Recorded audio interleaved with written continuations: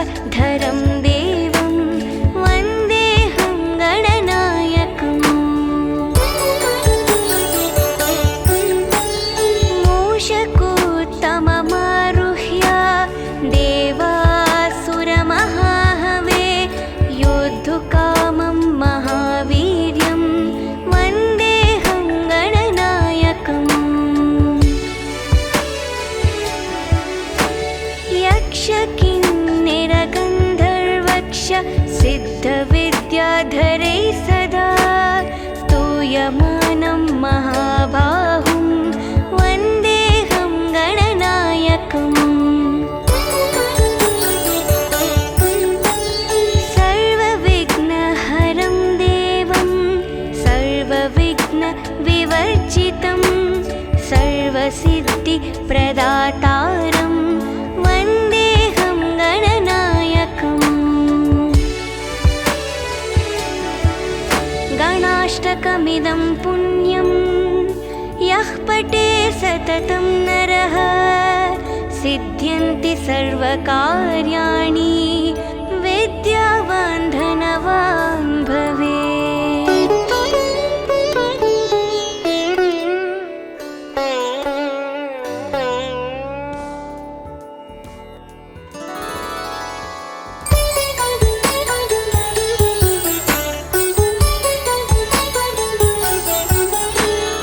एकदन्तं महाकायं तप्तकाञ्चनसन्निभं लम्बोदरं विशालाक्षं वन्देऽहं गणनायकम्। मौञ्जीकृष्णाजिनधरं नागयज्ञोपवीतिनं बालेन्दुसुकलामौलिं वन्देऽहं गणनायकम्। अम्बिकाहृदयानन्दं मातृभिः परिवेष्टितं भक्तिप्रियं मदोन्मत्तं वन्देऽहं गणनायकम्। चित्ररत्नविचित्राङ्गं चित्रमालाविभूषितं चित्ररूपधरं देवं वन्देऽहं गणनायकम्। गजवक्त्रं सुरश्रेष्ठं कर्णचामरभूषितं पाशाङ्कुशधरं देवं वन्देऽहं गणनायकम्।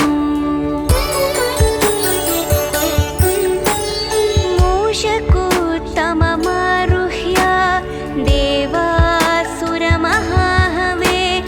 योद्धुकामं महावीर्यं वन्देऽहं गणनायकम्। यक्षकिन्नरगन्धर्वक्ष सिद्धविद्याधरैः सदा स्तूयमानं महाबाहुं वन्देऽहं गणनायकम्।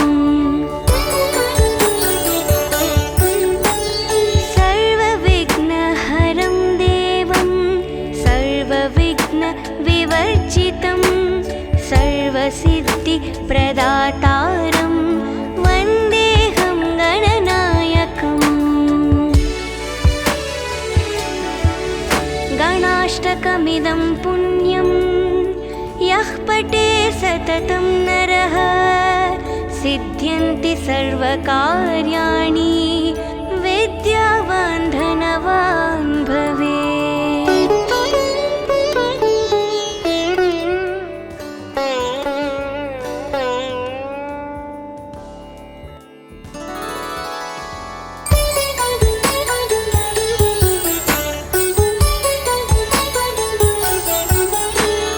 एकदन्तं महाकायं तप्तकाञ्चनसन्निभं लम्बोदरं विशालाक्षं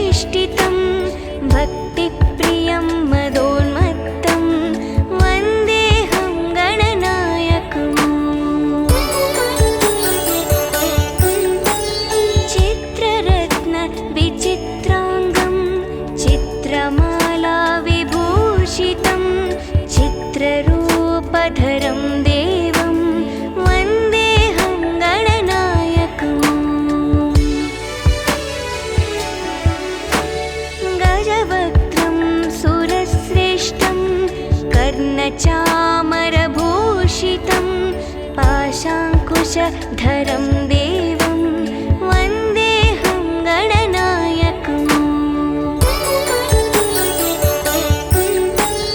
मूषकोत्तममारुह्य देवासुरमहाहवे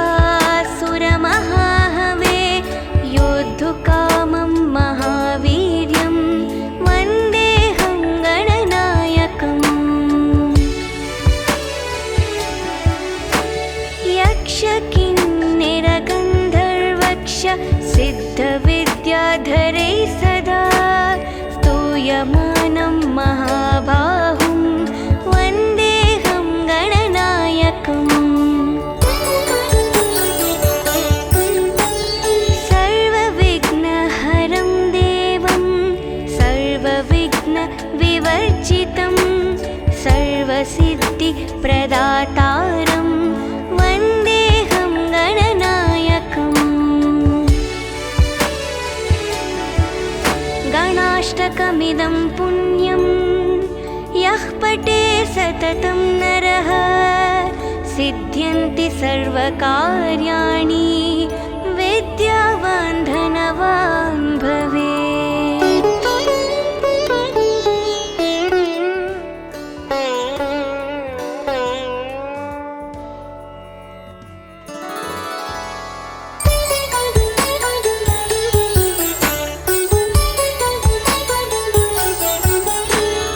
एकदन्तं महाकायं तप्तकाञ्चनसन्निभं लम्बोदरं विशालाक्षं वन्देऽहं गणनायकम् मौञ्जीकृष्णाजिनधरं नागयज्ञोपवीतिनं बालेन्दुसुकलामौलिं वन्देऽहं गणनायकम् अम्बिकाहृदयानन्दं मातृभिः परिवेष्टितं भक्तिप्रियं मदोन्मत्तं वन्देऽहं गणनायकम् चित्ररत्नविचित्राङ्गं चित्रमालाविभूषितं चित्ररूपधरं देवं वन्देऽहं गणनायकम् गजवक्त्रं सुरश्रेष्ठं कर्णचामरभूषितं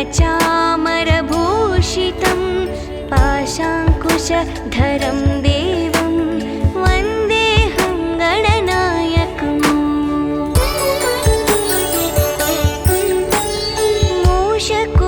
मूषकोत्तममारुह्य देवासुरमहाहवे योद्धुकामं महावीर्यं वन्देऽहं गणनायकम्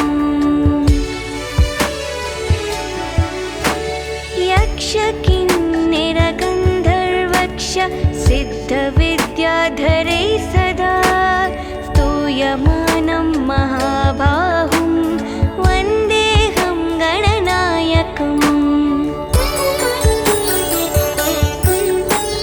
सर्वविघ्नहरं देवं सर्वविघ्नविवर्जितं सर्वसिद्धिप्रदातारं वन्देऽहं गणनायकम्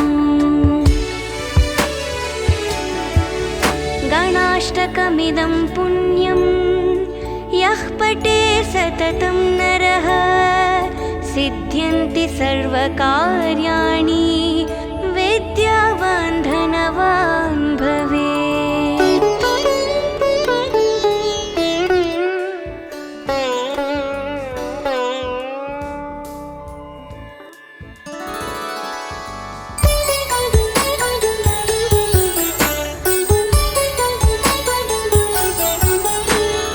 एकदन्तं महाकायं तप्तकाञ्चनसन्निभं लम्बोदरं विशालाक्षं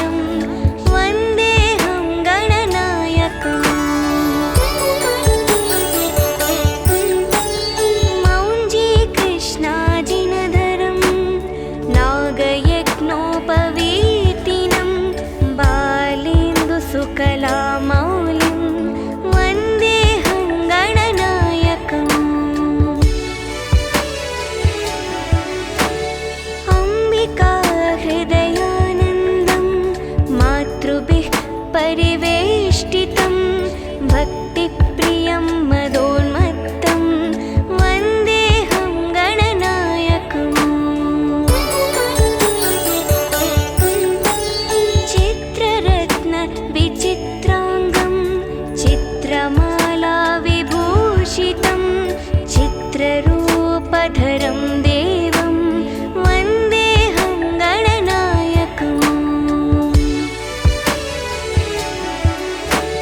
गजवक्त्रं सुरश्रेष्ठं कर्णचामरभूषितं पाशाङ्कुशधरं देवं वन्देऽहं गणनायकम्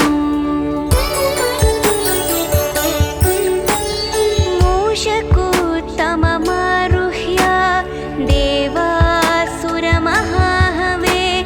योद्धुकामं महावीर्यं वन्देऽहं गणनायकम् यक्षकिन्निरगन्धर्वक्ष सिद्धविद्याधरै सदा स्तूयमानं महाबाहुं वन्देऽहं गणनायकम् सर्वविघ्नहरं देवं सर्वविघ्नविवर्जितं सर्वसिद्धिप्रदातारं वन्देऽहं गणनायकम्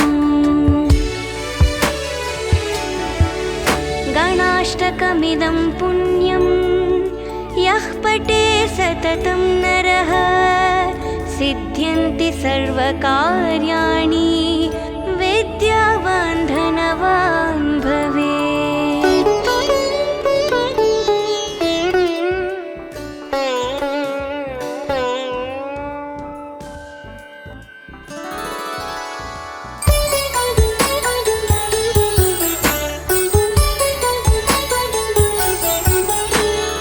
एकदन्तं महाकायं तप्तकाञ्चनसन्निभं लम्बोदरं विशालाक्षं वन्देऽहं गणनायकम्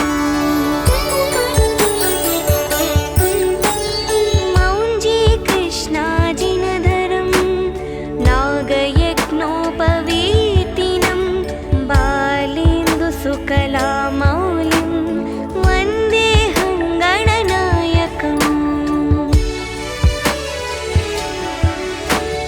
अम्बिकाहृदयानन्दं मातृभिः परिवेष्टितं भक्तिप्रियं मदोन्मत्तं वन्देऽहं गणनायकम्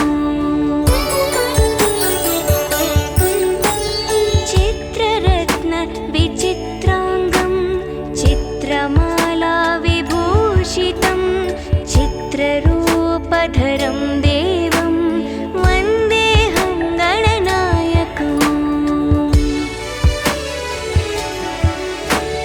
गजवक्त्रं सुरश्रेष्ठं कर्णचामरभूषितं पाशाङ्कुशधरं देवं वन्देऽहं गणनायकम्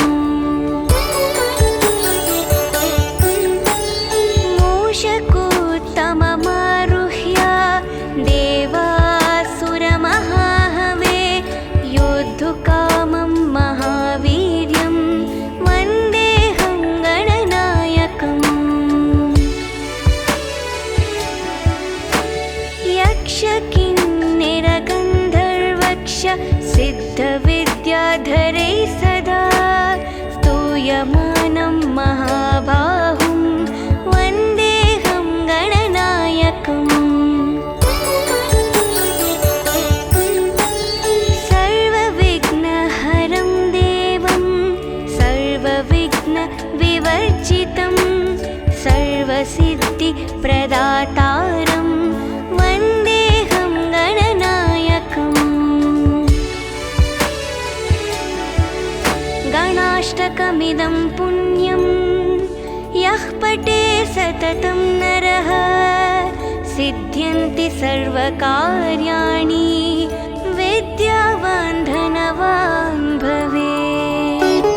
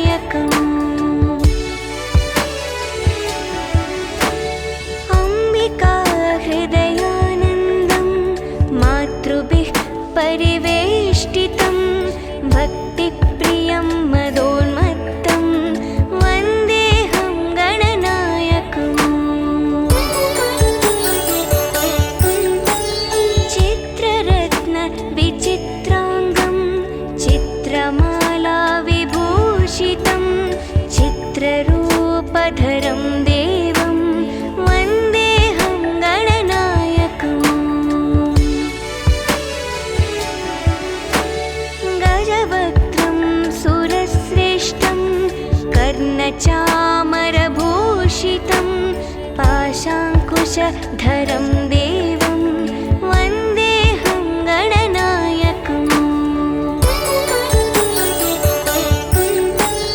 मूषकोत्तममारुह्य देवासुरमहाहवे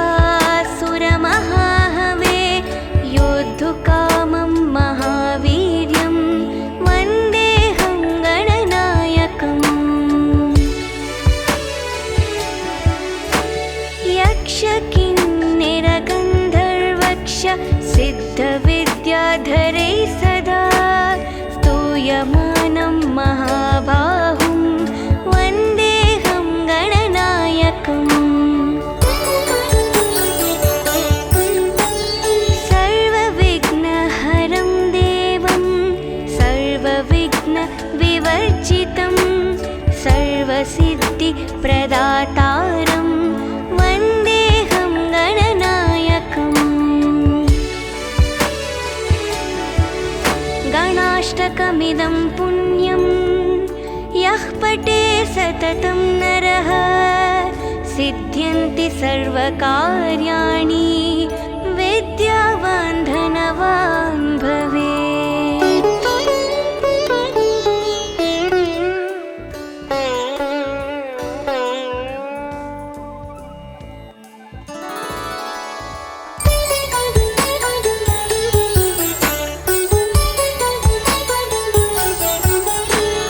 एकदन्तं महाकायं तप्तकाञ्चनसन्निभं लम्बोदरं विशालाक्षं वन्देऽहं गणनायकम्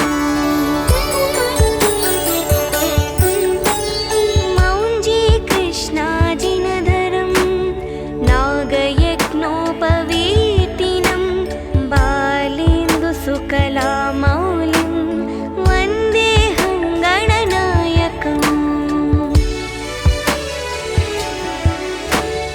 अम्बिकाहृदयानन्दं मातृभिः परिवेष्टितं भक्तिप्रियं मदोन्मत्तं वन्देऽहं गणनायकम्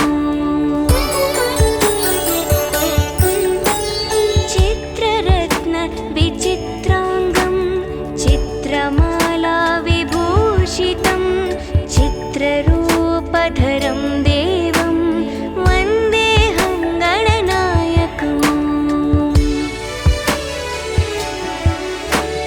गजवक्त्रं सुरश्रेष्ठं कर्णचामरभूषितं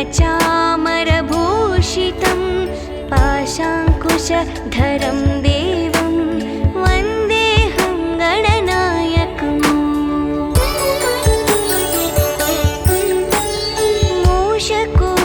मूषकोत्तममारुह्य देवासुरमहाहवे योद्धुकामं महावीर्यं वन्देऽहं गणनायकम्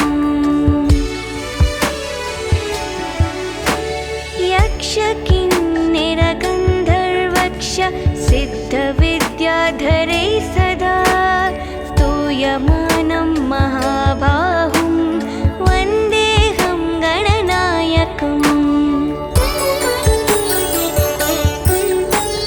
सर्वविघ्नहरं देवं सर्वविघ्नविवर्जितं सर्वसिद्धिप्रदातारं वन्देऽहं गणनायकम्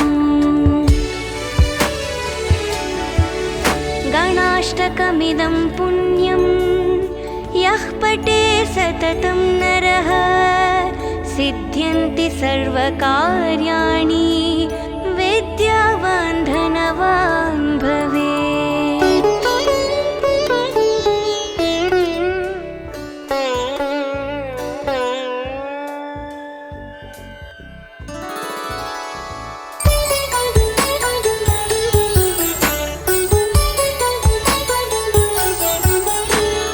एकदन्तं महाकायं तप्तकाञ्चनसन्निभं लम्बोदरं विशालाक्षं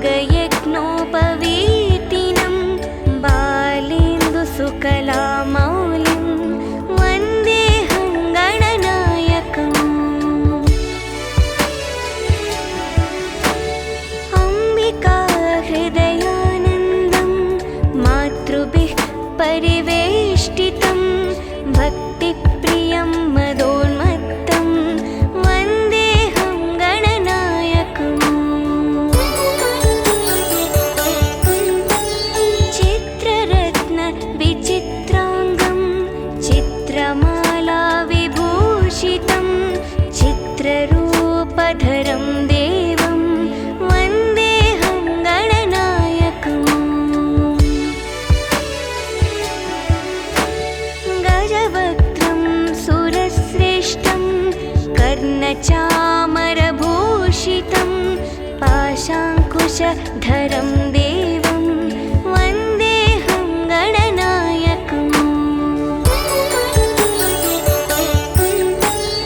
मूषकोत्तममारुह्य देवासुरमहाहवे योद्धुकामं महावीर्यं वन्देऽहं गणनायकम् यक्षकिन्निरगन्धर्वक्ष सिद्धविद्याधरैः सदा स्तूयमानं महाबाहुं वन्देऽहं गणनायकम् सर्वविघ्नहरं देवं सर्वविघ्नविवर्जितं सर्वसिद्धिप्रदातारं वन्देऽहं गणनायकम् गणाष्टकमिदं पुण्यं यः पठे सततं नरः सिद्ध्यन्ति सर्वकार्याणि विद्यावान् धनवान् भवेत्।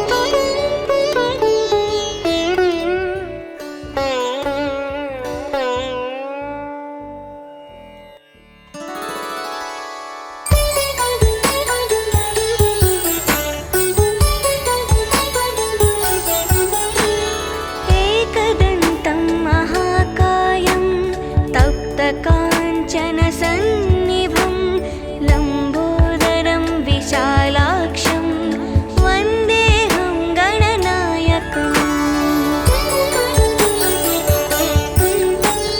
मौञ्जीकृष्णाजिनधरं नागयज्ञोपवीतिनं बालेन्दुसुकलामौलिं वन्देऽहं गणनायकम् अम्बिकाहृदयानन्दं मातृभिः परिवेष्टितं भक्तिप्रियं मदोन्मत्तं वन्देऽहं गणनायकम् चित्ररत्नविचित्राङ्गं चित्रमालाविभूषितं चित्ररूपधरं देवं वन्देऽहं गणनायकम् गजवक्त्रं सुरश्रेष्ठं कर्णचामरभूषितं पाशाङ्कुशधरं देवं वन्देऽहं गणनायकम्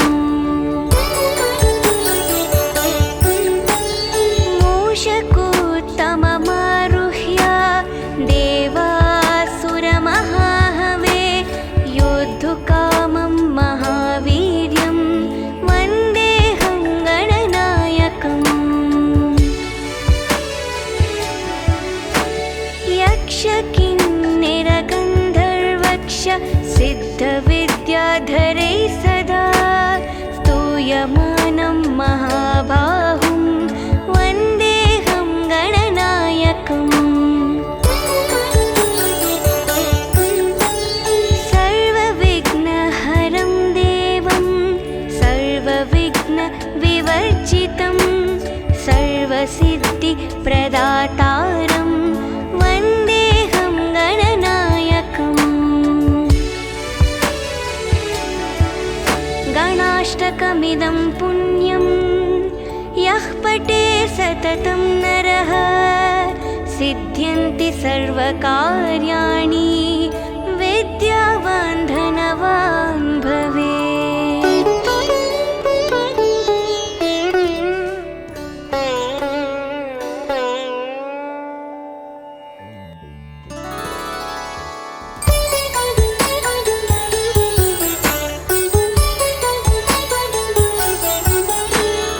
एकदन्तं महाकायं तप्तकाञ्चनसन्निभं लम्बोदरं विशालाक्षं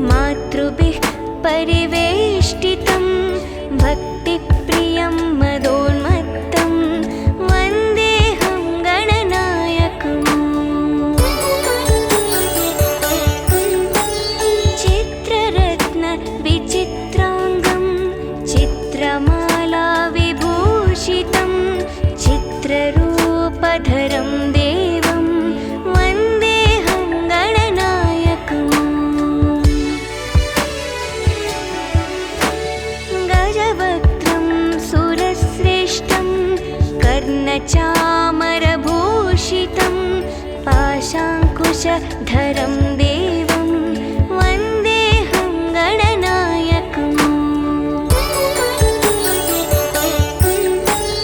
मूषकोत्तममारुह्य देवासुरमहाहवे योद्धुकामं महावीर्यं वन्देऽहं गणनायकम् यक्षकिन्निरगन्धर्वक्ष सिद्धविद्याधरे सदा स्तूयमानं महाबाहुं वन्देऽहं गणनायकम् सर्वविघ्नहरं देवं सर्वविघ्नविवर्जितं सर्वसिद्धिप्रदातारं वन्देऽहं गणनायकम्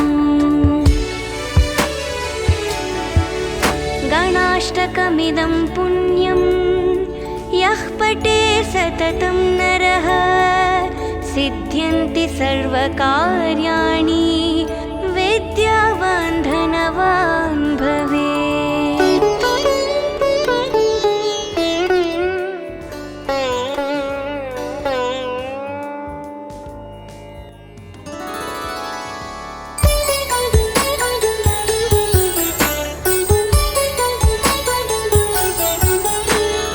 एकदन्तं महाकायं तप्तकाञ्चनसन्निभं लम्बोदरं विशालाक्षं वन्देऽहं गणनायकम्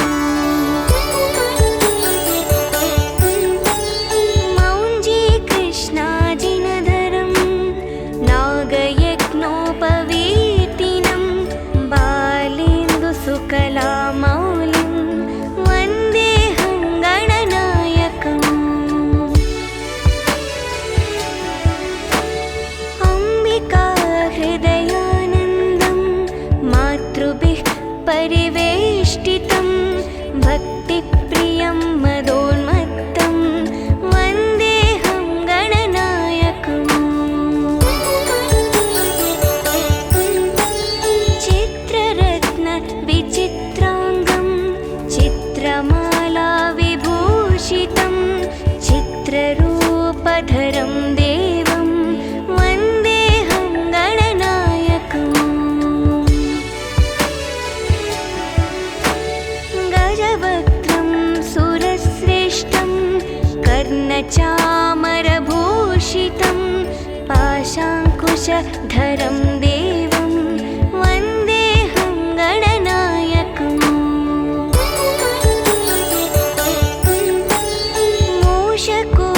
मूषकोत्तममारुह्य देवासुरमहाहवे योद्धुकामं महावीर्यं वन्देऽहं गणनायकम् यक्षकिन्निरगन्धर्वक्ष सिद्धविद्याधरे सदा स्तूयमानं महाबाहुं वन्देऽहं गणनायकम् सर्वविघ्नहरं देवं सर्वविघ्नविवर्जितं सर्वसिद्धिप्रदातारं वन्देऽहं गणनायकम्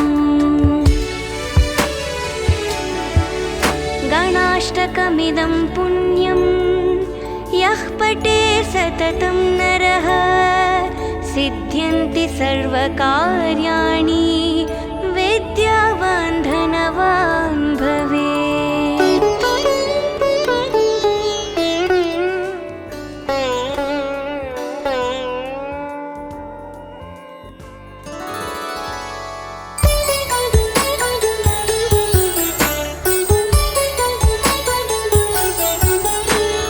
एकदन्तं महाकायं तप्तकाञ्चनसन्निभं लम्बोदरं विशालाक्षं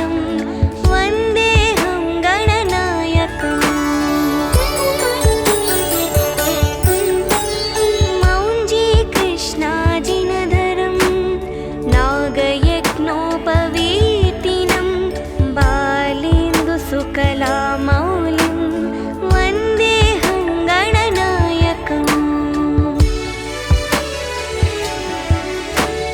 अम्बिका हृदयानन्दं मातृभिः परिवेष्टितं भक्तिप्रियं मदोन्मत्तं वन्देऽहं गणनायकम् चित्ररत्नविचित्राङ्गं चित्रमाला विभूषितं चित्ररूपधरं देवं वन्देऽहं गणनायकम् गजवक्त्रं सुरश्रेष्ठं कर्णचामरभूषितं पाशाङ्कुशधरं देवं वन्देऽहं गणनायकम्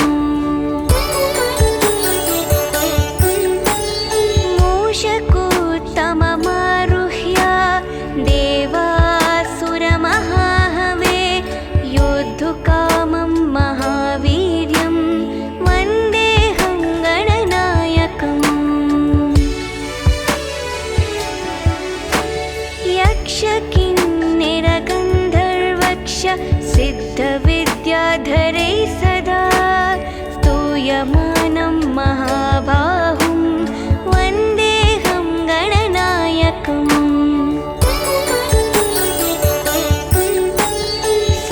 सर्वविघ्नहरं देवं सर्वविघ्नविवर्जितं सर्वसिद्धिप्रदातारं वन्देऽहं गणनायकम् गणाष्टकमिदं पुण्यं यः पठे सततं नरः सिद्ध्यन्ति सर्वकार्याणि विद्यावान् धनवान् भवेत्।